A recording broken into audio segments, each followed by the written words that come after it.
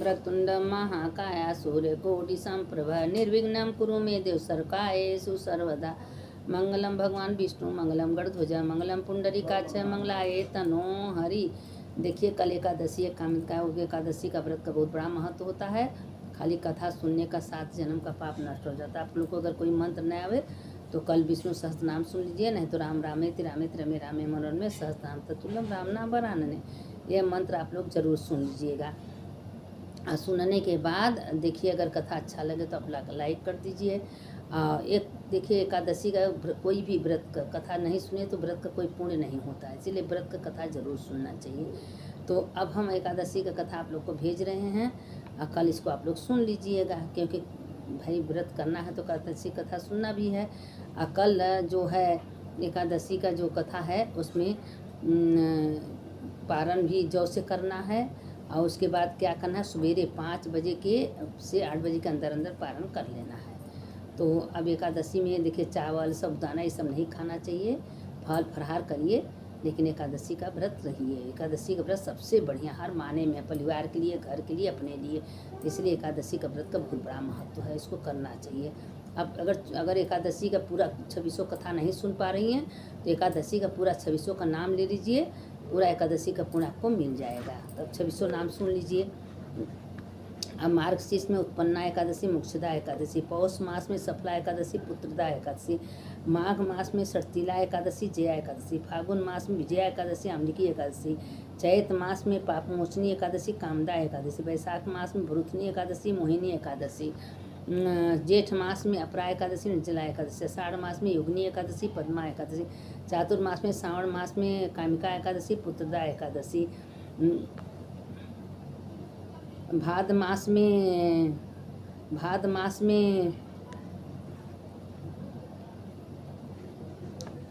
सावन मास में दूध का पारण करना है, सवेरे सवेरे कच्चा दूध रहे उसके पारण करना है सावन मास में। जो तो अगले महीना में था, इस महीने में दूध का पारण है सावन महीने में। कामिका एकादशी, पुत्रदा एकादशी, भाद्र मास में जया एकादशी, परिवर्तनी एकादशी, अश्विन मास में इंदिरा एकादशी, पापा कुशा एकादशी, कार्तिक मास में रमा एकादशी, प्रहरी परिवर्तनी एकादशी, पुरुषोत्तम मास में पद्मिनी एकादशी, हरिबल्वा एकादशी, ये सब एकादशियों का नाम है। अगर ये एकादशी का नाम अगर लेने से समस्त पाप नष्ट हो जाते हैं। और श्रावण मास में सवेरे सवेरे थोड़ा सा दूध से पारण कर लीजिए, क्योंकि दूध से पारण है, अगले बार जौ था इस बार दूध है। अब देखिए कथा भी आप लोग सुन लीजिए। श्रावण मास के कृष्ण पक्ष की एकादशी पवित्रा एकादशी अथवा कामिका एकादशी कहलाती है। इस दिन भगवान श्रीधर की पूजा की जाती है। इस व्रत के करने से सभी कामनाओं की पूर्ति होती है, इसी से इसे कामिका एकादशी कहा गया। इसके करने से ब्रह्महत्या तथा दोष निवारण हो जाता है। वास्तव में यह बहुत पवित्र और पुण्यदायिनी व्रत है, हर प्रकार के पापों से मुक्ति दिलाने वाली है।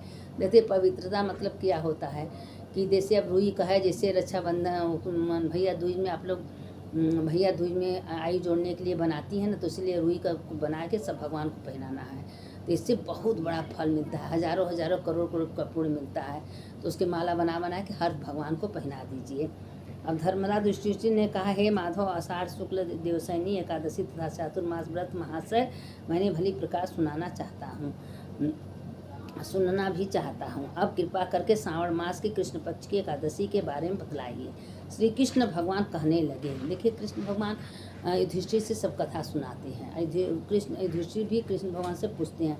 श्री कृष्ण भगवान कहने लगे, हे युधिष्ठिर, इस एकादशी की कथा को एक समय ब्रह्मा जी ने नारद जी से कहा था, वही मैं तुमसे कहता हूँ। नारद जी ने ब्रह्मा जी से पूछा था कि हे पितामह, श्रावण मास के कृष्ण पक्ष की एकादशी का क्या नाम है, यह क्या विधि और उसका महाशय क्या है, इसका भी मेरी बहुत सुनने की इच्छा, कृपा करके मुझसे बतलाइए। भगवान श्री कृष्ण ने कहा, हे राजन, ब्रह्मा जी ने नारद जी से जो कुछ बताया वह मैं तुमसे कहता हूँ। ब्रह्मा जी ने कहा था, हे देवर्षि नारद, लोक कल्याण की भावना से तुमसे बहुत ही अच्छा प्रश्न किया। अब मैं जो पावन कथा आपसे कहता हूँ उसे सचेत होकर सुनो। श्रावण मास के कृष्ण पक्ष की इस एकादशी का नाम कामिका है और दूसरा पवित्रा है। इस एकादशी की कथा सुनने मात्र से वाजपेयी यज्ञ का फल मिलता है। इस दिन शंख चक्र गदा पद्मधारी भगवान विष्णु का पूजन होता है। इसके श्रीधर, हरि, विष्णु, माधव, मधुसूदन आदि अनेक प्रकार की उनकी पूजा का फल सुनो। गंगा, काशी, नैमिषारण, पुष्कर और सूर्य व चंद्र ग्रहण पर कुरुक्षेत्र में स्नान करने से, समुद्र और वन सहित पृथ्वी का दान देने से, सिंह राशि की बृहस्पति में, गोदावरी और गंडकी नदी में स्नान करने से जो फल प्राप्त होता है वही फल विष्णु भगवान के पूजन से मिलता है। जो मनुष्य श्रावण मास के भगवान का पूजन करते हुए देवताओं, गंधर्वों और सूर्य आदि सभी की पूजा कर लेते हैं। हे नारद, भीषण पापों के कीचड़ में फंसे हुए और संसार रूपी समुद्र में डूबे हुए मनुष्य के लिए कामिका द्वादशी का व्रत ही उद्धार करने वाला। इससे बढ़कर पापनाशन अन्य कोई उपाय नहीं है। स्वयं भगवान ने यही कहा है कि इस एकादशी के व्रत के प्रभाव से जीव बुरी योनियों को प्राप्त नहीं होता। इस एकादशी को भक्ति पूर्वक भगवान को तुलसी दल अर्पण करने वाले संसार में ऐसे रहते हैं जैसे जल के कमल। इस व्रत के प्रभाव से अंतिम समय में मनुष्य देखिए विष्णु लोक को जाते हैं, यमराज की यातना तथा नरक के दर्शन नहीं करता और सीधा स्वर्गलोक हो जाता है।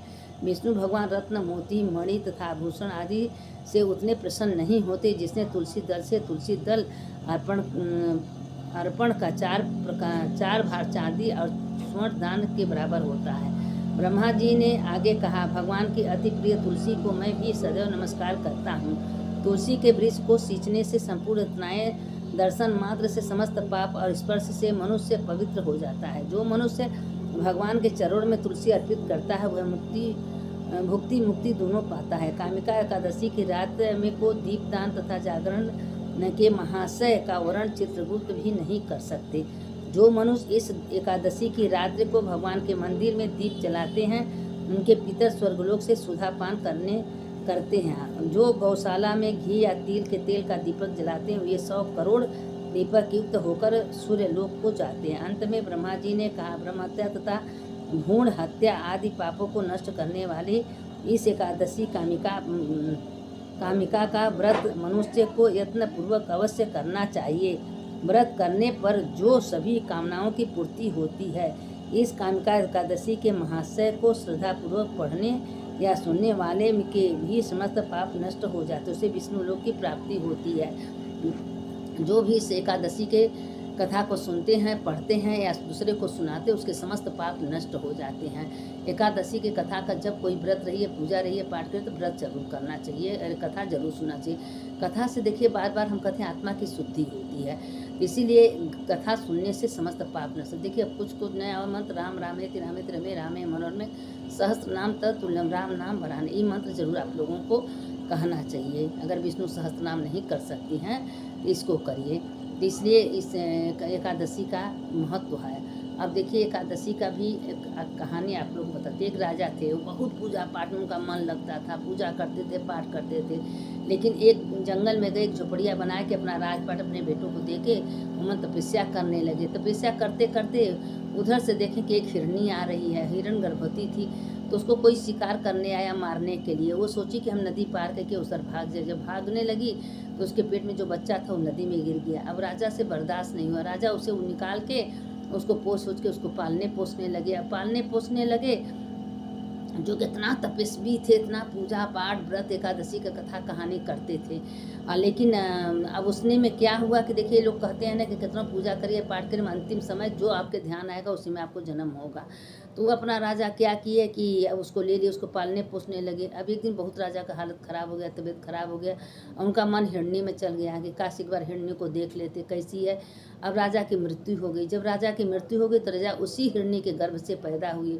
अब हिरणी उस बच्चे को अपने बच्चे की तरह पालने पोसने लगी। अब राजा को पुनर्जन्म की एकादशी के व्रत करने से सब कुछ याद था, कोई चीज़ भूले नहीं थे, लेकिन पछता रहे थे कि हे भगवान हमने क्यों ऐसा गलती किया, इतना तपस्या मेरा बिगड़ गया, हम हिरणी का जन्म पा गए। इतना तपस्या, जंगल में आए, घर द्वार छोड़े और अपना तपस्या कर रहे थे। उसके बाद हिरणी का जन्म भगवान से प्रार्थना दिन रात करते थे। करते करते करते एक दिन हिरणी मर गया। हिरणी मर गई तो राजा जो राजा का जन्म था वो एक ग्वाल बाल के घर पैदा हुआ। लेकिन उनके पुनर्जन्म के तपस्या से सब कुछ याद था। तो जब याद था तो जो उस समय उनको ग्वाल बालों के घर में 3 भाई थे, तो 2 भाई तो बहुत समझदार थे, अपना घर गिरा बियाह शादी हो गया। ये कुछ बोलते नहीं थे, खाली भगवान का जप करते थे। या बोलते थे लेकिन दिखाने के दूसरे को नहीं बोलते थे, खाली ओम नमो भगवते वासुदेव, ओम नमो भगवते वासुदेव, ओम नमो भगवते वासुदेव, यही मंत्र बोलते। सब कहे कि बेटा तो मेरा गूंगा है, बहिरा है, लेकिन उसके माता पिता थे तो उसको खाना पीना इज्जत सम्मान करते थे। जब उसके माता पिता मर गए तो वो लोग सोचे कि ठीक है, इसका शादी ब्याह तो हुआ नहीं, इसको परिवार तो है नहीं, हम लोग दोनों भाई में मिल के खा लेंगे। कुछ दिन करते करते वो लोग का मुफ्त की रोटी खा रहे हैं, वो लोग घर से निकाल दिए, गए जंगल में, कुछ बोलते नहीं थे, खाली ओम नमो भगवते वासुदेव, ओम नमो भगवते वासुदेव करते। उसको कोई ममता नहीं रह गया, क्योंकि अपने कर्म से पछता रहे थे कि हम इतना व्रत किए, तपस्या किए, पूजा किए, एकादशी का व्रत किए, लेकिन उसका फल क्या मिला। हिरणी के घर से, हिरणी घर से फिर ग्वाल बालों के घर में जन्म लिया। देखिए जन्म में जन्म ले रहे हैं, तो उनके दिमाग में था कि अब हमको जन्म नहीं लेना, हमको विष्णु लोक में विष्णु से मुक्ति होना है। अब वो हमेशा 24 घंटा खाली ओम नमो भगवते वासुदेव नमः। अब जंगल में बैठ के तपस्या करने लगे, करते करते बहुत दिनों तक बीत गया। तो जब उसके परिवार जब आने लगे, जब उनके परिवार आए तो उनके परिवार पूछे कि आखिर तुम इतना बड़ा तपस्या किसके लिए कर रहे हो। तो कहें इतना बड़ा तपस्या इसलिए कर रहे हैं कि अपने मन में ही सोच रहे थे कि हमको अब जन्म नहीं लेना है, ना कोई बात बोलना है, ना किसी के बारे में कुछ। अगर मिलता तो खा लेते, नहीं मिलता तो वही भगवान का गुण गाते थे। लेकिन करते करते जब बहुत दिनों तक बीत गया तो एक दिन उनका मृत्यु है। विष्णु का विमान आया, विष्णु अपने चरण लेकर हैं, तुम वो जन्म में इतना एकादशी का व्रत किए थे, तुम्हारा व्रत करना व्यर्थ नहीं जाएगा। विष्णु के सोने का विमान आए और उनको राजा को बैठा के अपने लोक में ले गए। कहें तुम्हारा सारे पाप नष्ट होगा, तुम हिरण के घरे में, ग्वाल बालों के घर में जन्म लेके लेकिन अपना जन्म सुर्थ कर ले। देखिए अपना जप तप तपस्या पूजा पाठ कथा कोई व्यर्थ नहीं जाता है। इसलिए हम बार बार आप लोगों से कहते हैं कि अगर आप लोग तपस्या कर रही हैं, जल चढ़ा रही हैं, भगवान का नाम ले रही हैं, भजन ले रही हैं, कीर्तन कर रही हैं, तो कोई व्यर्थ नहीं जाता। देखिए शिव पुराण में स्वयं लिखा है कि घर में तो 1% मिलता है, कोई मंदिर में, कोई तीर्थ स्थान में, कोई नदी में, कोई गौशाला में, या कहीं भी तपस्या जब करिए 10 गुना फल मिलता है। समुद्र के किनारे करिए उससे 1000 गुना फल मिलता है। तो अगर कहीं माला जब कर रही है तो 10 गुना भी फल मिलता है, तो उसका व्यर्थ कभी नहीं जाता है। इसीलिए कहते हैं कि आप लोग तपस्या करिए, मन भगवान में लगाइए, शरीर घर में लगाइए। अगर घर में शरीर लगा रही हैं तो घर में ही मन भगवान में लगा दीजिए। अपना जप करिए, पूजा करिए, पाठ करिए, मन भगवान को दे दीजिए। क्योंकि शरीर अगर लगाएंगे, जिसमें आपका जन्म होगा उसी वजह से आपको जन्मा बार बार जन्म लेंगी, बार बार मरेंगी, बार बार जन्म लेंगी, तो ऐसा मत करिए कि बार बार जन्म लेना पड़े। ऐसा कुछ करिए कि हमको मुक्ति लेना है, हमको भगवान में विलीन होना है। हम न जन्म लेने वाले हैं न मरने वाले हैं, ये सोच लीजिए। अपने आत्मा को भगवान में विलीन कर लीजिए। कुछ करिए, भगवान करा रहे हैं, भगवान कर रहे हैं, भगवान चला रहे हैं, भगवान मंदिर ले रहे हैं, भगवान पूजा कर रहे हैं, भगवान व्रत करें। खाली भगवान की निधि उठिए, भगवान की निधि बैठिए, और कोई शब्द मुँह से मत निकालिए। देखिए लोग कहते हैं किसी से मत डरे, अपने कर्म से डराइए। तो अगर किसी को उल्टा पुल्टा बोल रहे हैं, किसी को कह रही हैं, तो वो कर्म अपने सामने आने वाला है। तो इसीलिए किसी को कहने की ज़रूरत नहीं है, सिर्फ भगवान के नाम से उठिए। भगवान अब जैसे भगवान उस राजा को 3 जन्म बाद मुक्ति दिए, क्योंकि राजा से गलती हो गया, तपस्या करते करते मरते समय हिरण का याद आ गया था। तो इसीलिए कहते हैं कि देखिए कोई भी अंतिम समय अगर आ गया तो उसी में जन्म लेना पड़ेगा। तो इसीलिए हमको यह करना है कि हमको न हम जन्म लेने वाले हैं, न मृत्यु हो, अब हम भगवान में विलीन हो जाए। तो इसीलिए भगवान का नाम लीजिए, भगवान के बारे में कहिए, भगवान की कथा कहिए, पुराण करिए, भगवान की चर्चा करिए, और कोई चर्चा मत करिए भगवान के सामने। तो एकादशी का व्रत तो इतना महत्व है कि अपने लिए, पूरे परिवार के लिए 7 जन्म के तो पाप तत्काल नष्ट हो जाते हैं। उसके बाद पितर भी आपके खुश हो जाएंगे, आपके घर में सुख शांति समृद्धि रहेगा। और अंतिम समय सोने का विमान आपको स्वयं विष्णु भगवान अपन सोने का विमान लेने आएंगे, अगर एकादशी का व्रत सच्चे मन से कर रही हैं तो।